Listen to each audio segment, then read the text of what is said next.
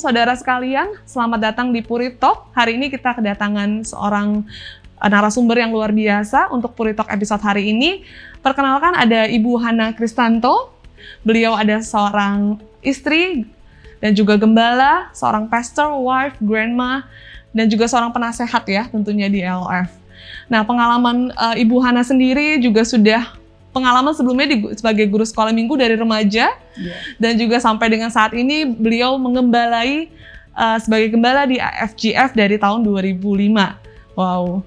Dan juga beliau menulis 2 buku, judulnya yang pertama 3 Jam di Surga, dan yang kedua judulnya adalah Jangan Berhenti Berharap. Nah, hari ini kita lebih banyak bicara tentang topik doa. Nah, mungkin masih banyak pasti pertanyaan-pertanyaan dari audiens untuk topik doa ini. Mungkin pertanyaan pertama saya yang saya mau tanyakan ke Bu Hana adalah, ketika kita masuk dalam kuasa doa, tentunya kita sepakat dan percaya ada kuasa di dalam doa-doa kita ya pastinya. Tapi secara specifically, apa sih yang membuat kuasa doa seorang istri dalam keluarga itu penting? Ya, terima kasih Yeni. Terima kasih semuanya ditanyakan. Kuasa doa seorang istri. Saya rasa bukan cuma istri ya, semua yang berdoa dengan sungguh-sungguh pasti ya itu ada kuasanya. Kuasa doa seorang istri. Kita tahu bahwa seorang istri, seorang wanita, kita itu dari awal sudah ditetapkan sama Tuhan bahwa kita ini diciptakan sebagai penolong. Nah, kata penolong, helper ya. Jadi helper itu helpmeet ya, itu hampir sama dengan Holy Spirit. Jadi makanya tugas kita sebagai istri ya penolong itu tadi, salah satunya selain mengurus rumah tangga, tentunya ya berdoa lah. Karena itu saya percaya kekuatan kita sebagai istri. Kita nggak tahu mesti bagaimana, tugas seorang istri juga banyak loh. Tapi saya yakin tanpa doa kita sebagai istri susah ya gimana untuk jadi istri yang baik, jadi mama yang baik buat anak-anak kita. Jadi saya percaya sekali itu menjadi kekuatan doa. Nah, kuasa doa seorang istri saya percaya. Kenapa? Karena itu kekuatan kita. Itu sama kalau wanita atau istri itu sebagai tiang-tiang dalam sebuah rumah, sebagai tiang, tonggak. Jadi dia penting sekali. Dan ketika istri berdoa dengan sungguh-sungguh ya, berdoa mencari Tuhan dengan sungguh-sungguh, menyerahkan kehidupan kita, baik di dalam mengatur rumah tangga, ya mendidik anak-anak, kemudian untuk diri sendiri. Saya rasa kalau nggak ada doa, kekuatannya di mana? Ya. Jadi saya yakin sekali bahwa kuasanya di mana, yaitu Tuhan perhitungkan. Ya, doa kita ini mesti kita naikkan kepada Tuhan every day, bahkan nggak cuma every day, every hour, every minute lah ya kita sampaikan kepada Tuhan, dan itu menjadi kekuatan buat kita. Dan saya percaya karena dikatakan doa orang benar itu besar kuasanya. Amen. Lalu apa terus kita merasa kita orang benar? Enggak. Tetapi bersyukur kita ini karena sudah dibenarkan oleh Allah, maka doa-doa kita boleh berkenan di hadapan Tuhan. Jadi saya percaya kuasanya ya seperti itu. Saya yakin sekali. Ya, amin, amin. Thank you Ibu. Berarti kalau misalnya kita bicara soal doa, pasti kan ada step-stepnya ya. Nah, biasa nih indikatornya bagaimana sih cara seorang istri nih bisa ciri-ciri doa yang benar itu gimana ya Bu ya? Kita nih gimana ya caranya doa kita udah benar belum nih di hadapan Tuhan tuh? Ya, ciri-ciri doa yang benar, saya rasa semua doa benar. Apa ada doa yang nggak benar? Doa yang nggak benar yaitu doa yang motivasinya tidak benar. Oh, ya dong, ya toh. Doa yang nggak benar itu misalnya ya apa-apa untuk aku terus jadi egois, ya kan? Padahal kita harus berdoa untuk orang lain juga. Jadi ciri-ciri doa yang benar ya tadi saya katakan nggak ada doa yang nggak benar, semua doa benar. Cuman motivasi hati kita bagaimana ketika kita datang kepada Tuhan, ya. Jadi motivasinya yaitu yang pertama jangan egois.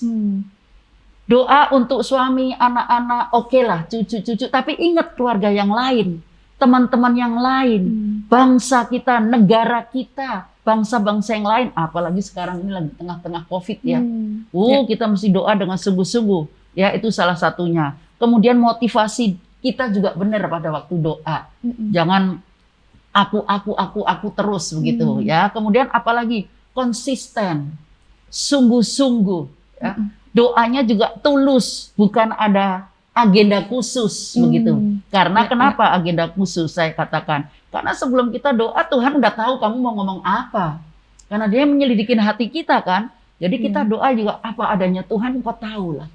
Jadi doa yang benar, yang nggak benar, tadi seperti itu, semua doa benar, tetapi yang tidak benar yaitu kalau ada motivasi yang hati. tidak benar, Iya, seperti itu. Misalnya Tuhan kasih dong, aku kaya dong. Misalnya Tuhan Yesus aku kepengen kurus Tuhan, tapi nggak pernah olahraga, ya nggak bener lah. Ya biar sampai kapanpun ya tetap aja, maaf ya. Tuhan kasih aku jodoh yang begini, wah standarnya tinggi banget. Padahal kalau kita minta standar 1 sampai 10, kita juga dituntut 1 sampai 10. Agree. Ya, jadi tulus aja minta sama Tuhan. Tuhan itu, aduh Tuhan kita ini luar biasa baiknya dah. Begitu. Wow, luar biasa. Oke, agree banget sama pernyataan-pernyataan Ibu tadi. Nah, tentunya nih kita tahu ya Bu, dalam membangun keluarga nih kan nggak mudah ya. Pasti ada pergumulan, ada yang keluarga-keluarga mungkin yang mengalami pergumulan yang tidak sama tentunya dengan keluarga lain. Nah, kadang-kadang nih mungkin ada beberapa audiens mau tahu juga nih, kira-kira nih ketika kita udah berdoa, kayaknya tapi nggak kunjung-kunjung ada terjadi perubahan. Nah, mungkin sampai sejauh mana kita harus berdoa dan apa sih effort yang harus kita taruh lebih di situ ya Bu ya mungkin. Jadi kita udah doa lama-lama nggak dijawab Tuhan. Sebetulnya doa kita tuh dijawab Tuhan. Tidak ada doa yang tidak dijawab. Cuman minta maaf nih ya. Kadang-kadang kita terlalu sibuk ya, doa yang kita naikkan, bahkan kita itu kadang-kadang kebanyakan doa kita ngatur Tuhan. Bukan Tuhan ngatur kita ngatur Tuhan. Ya kan? Nah, gimana caranya nih supaya doa kita itu gimana tadi sampai sejauh mana effort sejauh kita? Mana, ya kan? Ya, firman Tuhan mengatakan tetaplah berdoa. Di dalam 1 Tesalonika 5 kan, tetaplah berdoa. Jadi jangan pernah berhenti doa. Kemudian ada ucapan syukur juga pada waktu kita berdoa. Kita nih bangun pagi harusnya mengucap syukur. Tapi begitu bangun pagi, Tuhan tolong saya. Tuhan berkati saya. Ya ampun, begitu ya egoisnya ya. Tuhan bersyukur loh. Pagi-pagi bangun tidur ya, kalau yang sudah berkeluarga lihat kanan kiri, aduh suami saya juga bangun, keluar kamar, wah anak-anak juga bangun, semua bangun, itu luar biasa. Ya, jadi saya percaya sejauh mana kalau kita udah doa lama gitu ya, ya tetaplah berdoa, sabar. Serahkan semuanya kepada Tuhan. Ibaratnya begini. Kita pergi naik kapal ini, tiba-tiba di tengah laut ada badai. Lah kita kan nggak tahu badai itu kapan stopnya. Ya dong, mau di tengah laut ini mau gimana? Ya selain kita tetap bertahan, berseru sama Tuhan, mengucap syukur apapun karena Tuhan tahu yang terbaik dalam kehidupan kita. Jadi tetap berdoa dan konsistenlah untuk berdoa.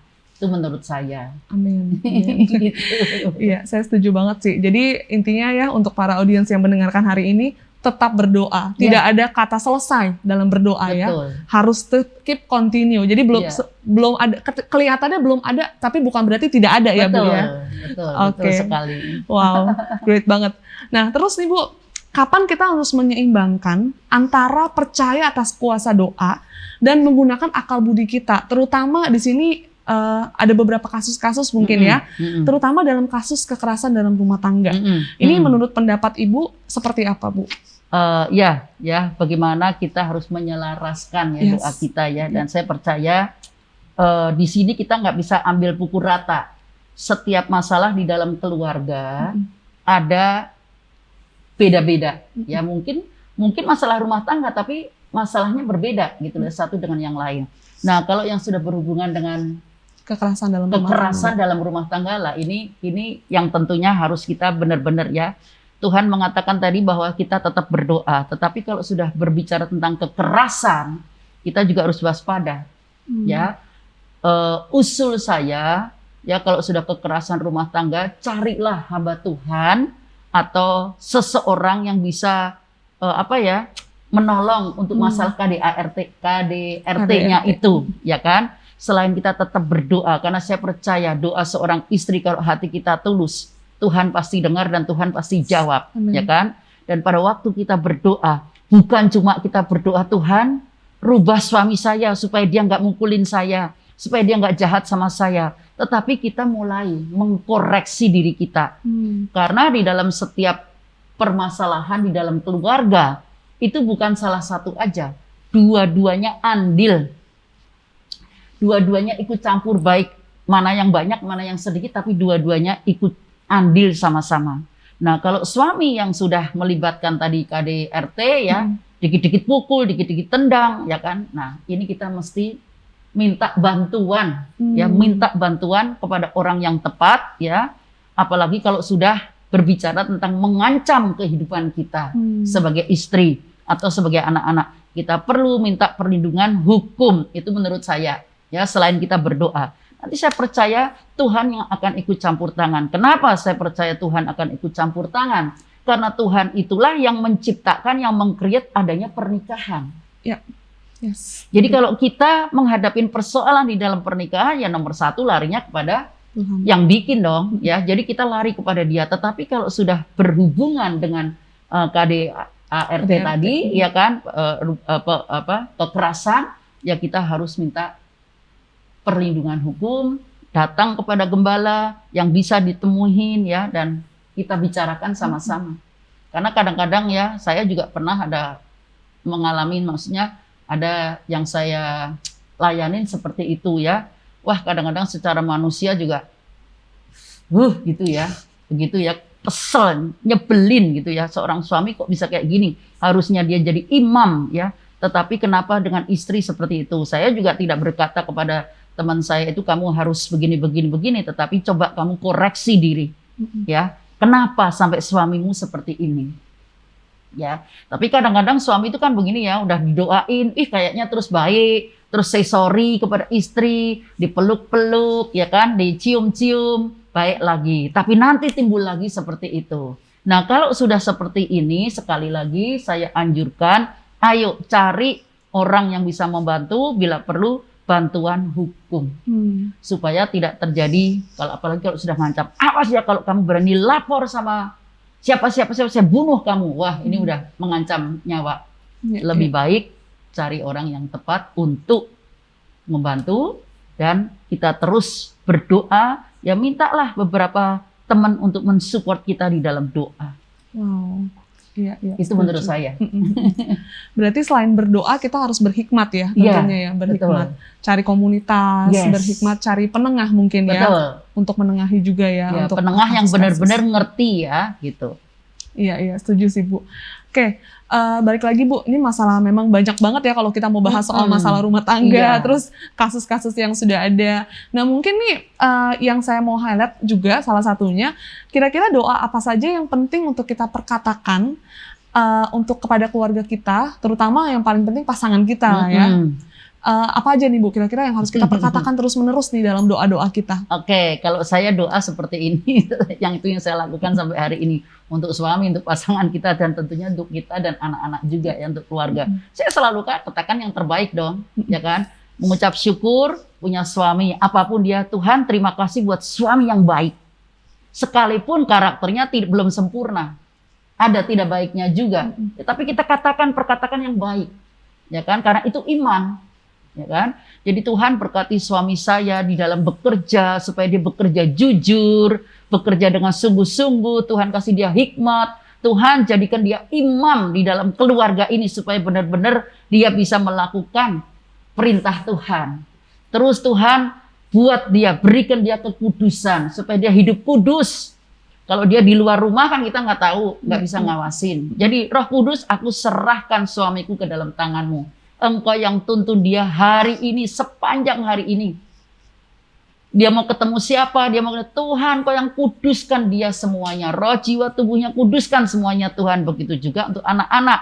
Ya kan, ketika anak-anak saya kecil juga saya memberkati mereka semuanya. Supaya di sekolah bukan cuma sekedar pengetahuan yang diterima. Ya, tetapi kalau bisa Tuhan jadikan anak saya teladan. Teladan di dalam apa? Teladan di dalam karakter. Supaya karakter ilahi ada di dalam kehidupan anak-anak saya. Itu yang saya doakan setiap hari sampai hari ini. Sekarang udah punya cucu saya juga. Jadi setiap ketemu cucu saya selalu I bless them. Wow, Mm-mm. Itu yang saya lakukan sih ya. Jadi terus Seperti perkatakan itu terus dalam Iya, doa-doa ya. perkatakan. Pertama bersyukur, habis itu berdoa biar mereka terus dituntun Iya, sepanjang harinya. Betul, tentunya. betul. Oke, wow, luar biasa sih. Nah, terus tadi pas perkenalan ya Bu, kita kan Mm-mm. tadi ada lihat bahwa Ibu penulis dua buku ya. Mm-mm. Salah satunya 3 Jam di Surga Mm-mm. dan juga Jangan Berhenti Berharap. Mm-mm. Nah, di buku-buku itu kalau misalnya di-highlight adalah beberapa menceritakan kisah-kisah Ibu. Mm-mm. Di balik beberapa pergumulan yang hidup yang sempat Ibu alami, boleh cerita sedikit nggak Bu, pergumulan yang Ibu alami itu dan di mana kuasa doa itu menemani Ibu, hari-hari Ibu di saat pergumulan itu Ibu sedang jalani? Ya, kalau yang 3 jam di surga itu 2012 itu benar-benar saya juga nggak tahu anugerah dan favor yang Tuhan berikan. Saya juga kadang-kadang Tuhan kok kamu pilih saya sih ya bisa melihat surga. Kok kenapa? Emang saya rasanya saya ini bukan orang yang baik gitu loh. Kenapa engkau pilih saya? Ya saya bersyukur aja gitu ya. Saya bersyukur Tuhan, terima kasih banget ya. Itu. Dan yang kedua, yang terakhir 2018 di mana saya divonis kanker stadium 3C hampir keempat ya. Itu luar biasa sekali, di situ Tuhan mendidik saya selama 8 bulan ya. Bagaimana kuasa doa, bagaimana perjalanan bersama dengan Tuhan itu benar-benar hidup. Maka saya bisa katakan kepada kita semuanya yang mendengar ya kan, bahwa Allah yang saudara dan saya sembah adalah Allah yang hidup. Amen. Sekalipun kita ini belum bisa melihat mukanya, tetapi kita bisa merasakan. Karena dia tinggal di dalam diri kita, kita boleh tinggal di dalam dirinya dia. Ya banyak hal. Nah, kuasa doa gimana? Teman-teman yang mendengarkan di talk show ini ya, kuasa doa, saya percaya doa kesatuan itu luar biasa sekali. Ya, makanya saya juga doa kesatuan itu berarti doa antara suami, istri. Tuhan aja bilang, firman Tuhan mengatakan, 2 orang sehati. Berdoa, minta apapun Tuhan kabulkan. Nah, kita lebih dari 2 kan? Betul. Suami, istri, anak-anak. Kalau saya sudah punya menantu, punya cucu, ya kan? Saya ajak semuanya untuk berdoa. Sekalipun cucu saya waktu itu masih belum 2 tahun. Tapi dia sudah bisa ngomong. Jadi doa kesatuan itu sangat powerful. Ya, karena Tuhan rindu, ayo bersatu. Ya, bahkan dikatakan di dalam doa kesatuan itu kita membentuk sebuah mesbah keluarga. Jadi teman-teman yang dengar pada talk show ini, ayo adakan mesbah keluarga setiap hari. Zaman sekarang sudah canggih. Kalau anak sudah menikah, ya sudah pakai Zoom. Wow. Pakai video call. Jadi jangan pernah menyerah gitu loh. Ya, kita bisa yuk video barengan, kita doa ya, kamu hari ini doa. Cucu saya yang hampir 2 tahun aja berdoa bisa. Doanya cuma pendek, tapi Tuhan itu dikatakan belajar seperti anak-anak. Doanya tulus tadi dikatakan. Ya kan? Doanya cucu saya yang kecil cuma mengatakan, Jesus thank you, Gwenny sudah sembuh every day. Dia katakan, Jesus thank you, Gwenny sudah sembuh. Itu doang.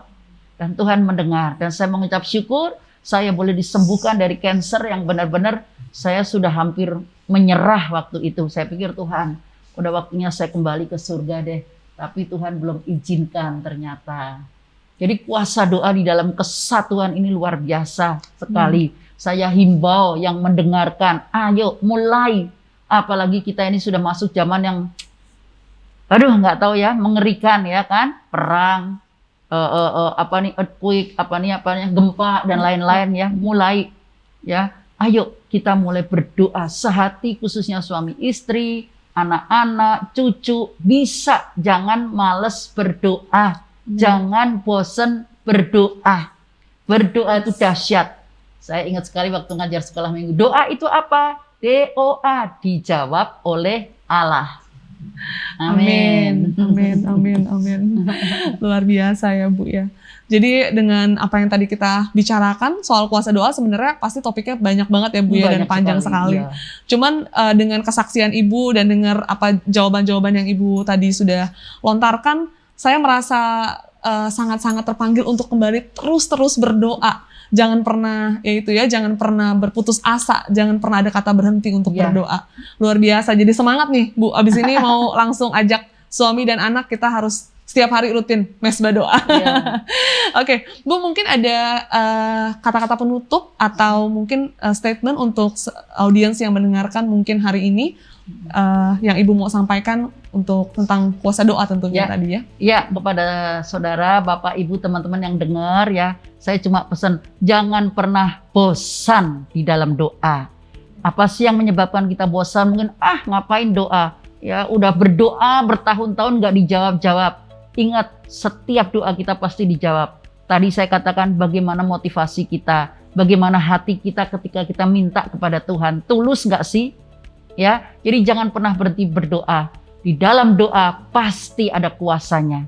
Saat ini mungkin Bapak Ibu, teman-teman ada yang mengalami kesulitan, sakit penyakit, problem apa saja. Bapak Ibu, apapun yang terjadi, nomor satu, cari Tuhan terlebih dahulu. Cari pertolongan Tuhan nomor satu. Itu akan menentukan jawaban yang akan kita peroleh. Amin. Amin, amin. Oke, thank you banget Bu Heni untuk kesaksiannya hari ini. Kita berdoa juga biar hari ini yang mendengarkan hari ini sharing kita, mereka juga boleh diberkati. Dan ingat, jangan lupa dan jangan berhenti berdoa bersama-sama. Itu aja. Thank you sudah join di Puri Talk pada hari ini. God bless you. Tuhan Yesus memberkati.